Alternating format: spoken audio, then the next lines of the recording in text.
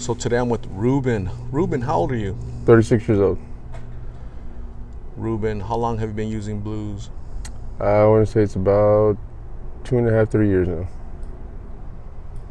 Who introduced you to blues? Um, Actually, they were kind of around, and I just kind of got in, I don't know, got a little curious about it, and just started using. So, I mean, I had a couple buddies that were doing it, so kind of just following the crowd, I guess. What were you doing before blues? Honestly, I was just smoking weed. Some people say that weed is a gateway. Like, so I've interviewed people and they say, I used to do a lot of weed and I got tired of weed and I want to do something else. Was that your situation, or do you think marijuana is a gateway? Possibly. I mean, it kind of was. I was smoking, and like kind of like you said, it just got to the point to where you could only get so high off of weed, and I just wanted to experience, something different. Try to get a different high and see where it kind of took me in. When I started using blues. Does your family know that you're out here? Yes. Do they try to help you? They do. They do. I mean, I understand. I know what I got to do to get back to where I was. But until I do that, I'm pretty much out here. So What did your normal life look like without blues? I was going to work. 6 days a week. I had 2 jobs. I had a vehicle. I got to see my kids. It was pretty much almost like a normal life. Without the excluding the blues. So it was enjoyable. Everything was going good, and then all of a sudden it just took a downfall pretty bad.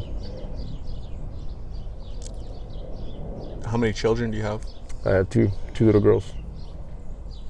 When was the last time you saw them? That was about a year and a half ago. Miss them? Very much. It seems like blues addiction has taken a lot from you. Oh yeah, it's taken more than I had to give, honestly. But being out here and being around the drug and being a user, it just sometimes we do outrageous things to get that high, and honestly it's not worth it. But there's something that keeps me coming out here and keeps me doing what I'm doing to get it. So. It's like for lots of people that have never gone through addiction, like myself, right? I'm just addicted to tacos, but we don't fully understand or comprehend how people can keep smoking when it's going to cost them their family, their children, their job, their life. Ruben, I've interviewed countless people. They're no longer here because of these pills. OD caused some condition. They were not able to breathe. Gone. Infections. Gone.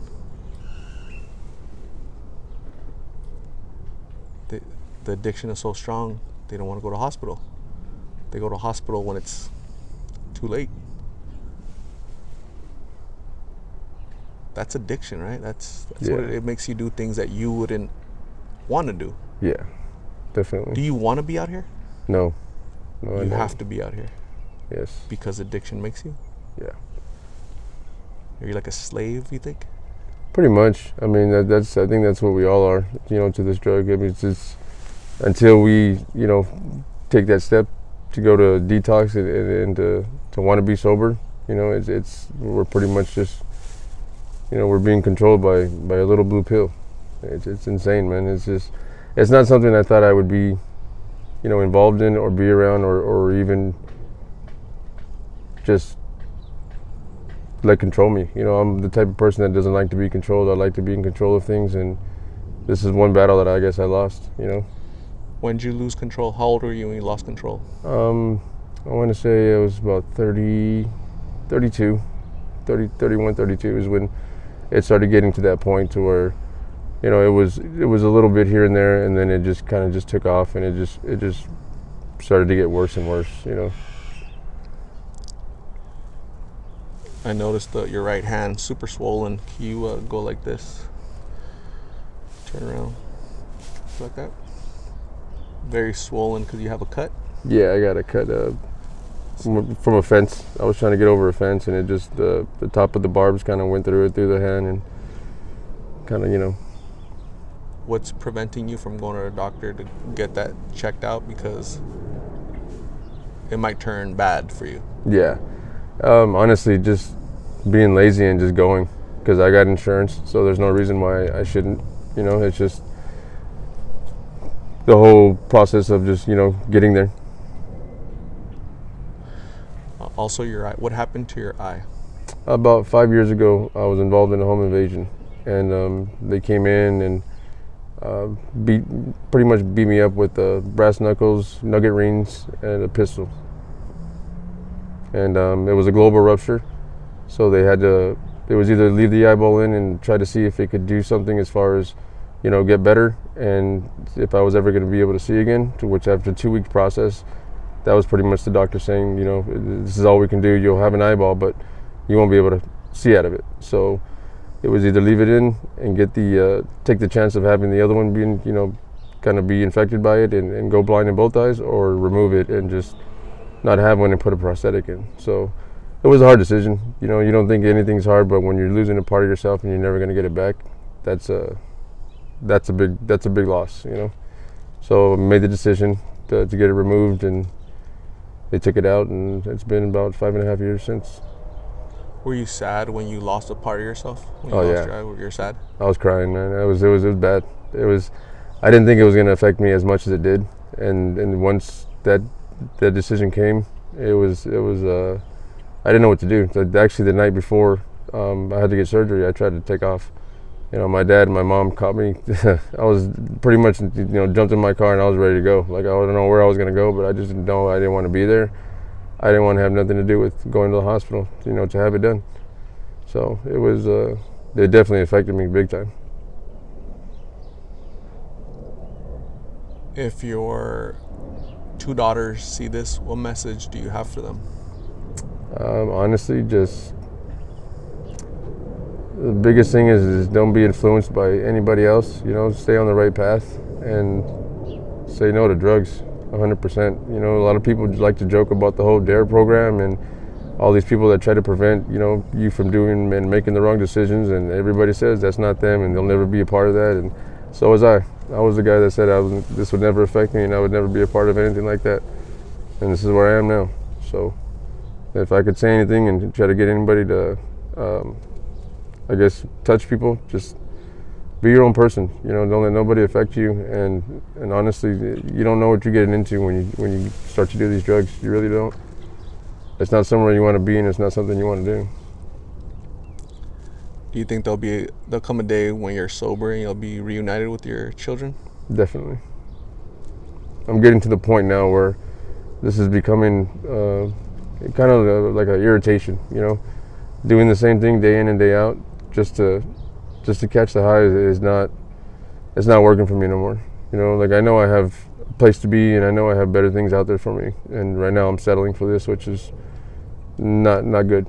So I do want to, you know, eventually take myself to detox and get on the right path, get help, and, you know, start doing classes and get my job and, you know, get a vehicle. And that's the first thing I want to do is, you know, get the rights back so I can see my kids.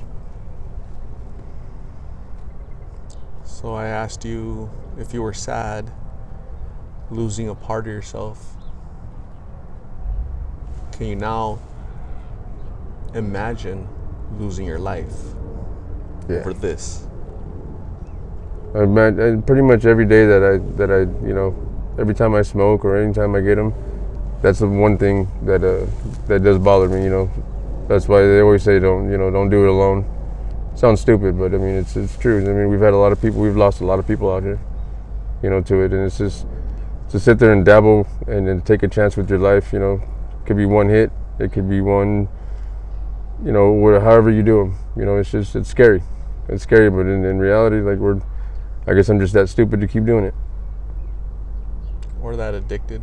Yeah, I think that's a little bit more like just the addiction part. You sound intelligent. You sound like a good guy. deep in addiction. They've Yeah. lost so much. The only thing left to lose is your life. That's what it looks like to me, right? Yeah. Just an outsider, right? I just barely met you. That's what it Yeah. looks like to me.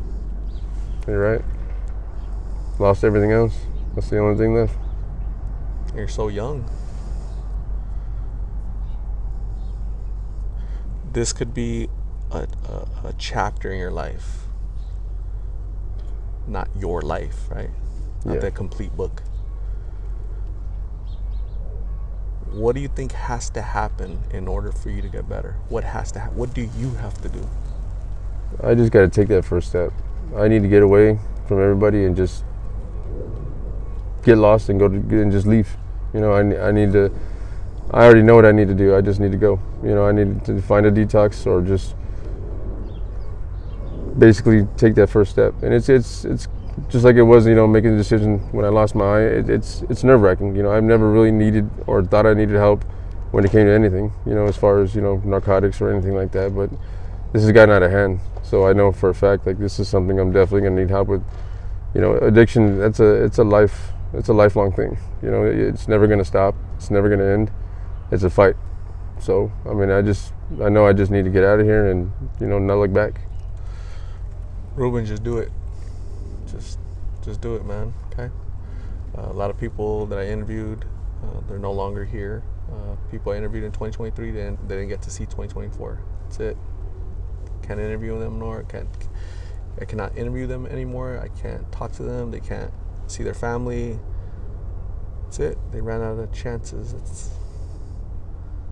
They lost a big piece of themselves, right? They lost. Yeah. That's it. That's the biggest thing they lost. That's You it. know what I mean? It's over. It's memories. So these videos, the purpose is prevention through awareness. I can't save Ruben. Ruben has to save Ruben. But by you sharing your story, it's gonna save at least one person out there. They're gonna watch it, be like, what's that, blues, fentanyl? I'm not gonna touch that because I don't want to end up smoking weed just like Ruben used to. So I'm gonna let that go too because I don't want it to lead to anything else. Definitely. So you should be proud of yourself. Your family should be proud that you had the courage to share your story to save one life. Now you got to work on saving yourself, right? Correct. I'm gonna give you my card with my number on it, so you can call me if you ever need to write a treatment or somebody to talk to. Okay? I believe in you. I have faith in you that you can overcome your obstacles. And thank you for talking. Okay? Thank you. Have a good day. All right.